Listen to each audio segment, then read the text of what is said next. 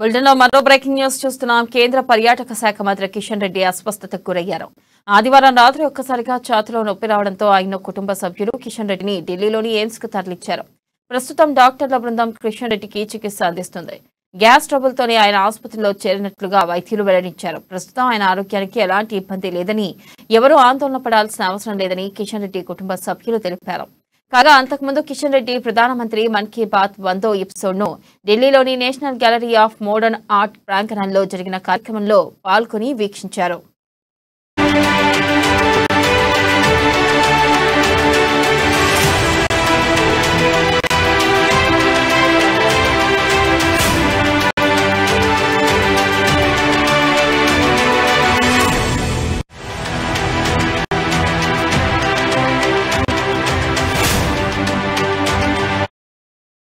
Breaking news చూస్తున్నాం. కేంద్ర పర్యాటక శాఖ మంత్రి కిషన్ రెడ్డి అస్వస్థతకు గురయ్యారు. ఆదివారం రాత్రి ఒక్కసారిగా ఛాతీలో నొప్పి రావడంతో ఆయన కుటుంబ సభ్యులు కిషన్ రెడ్డిని ఢిల్లీలోని ఎయిమ్స్ కు తరలించారు. ప్రస్తుతం డాక్టర్ల బృందం కిషన్ రెడ్డికి చికిత్స అందిస్తుంది.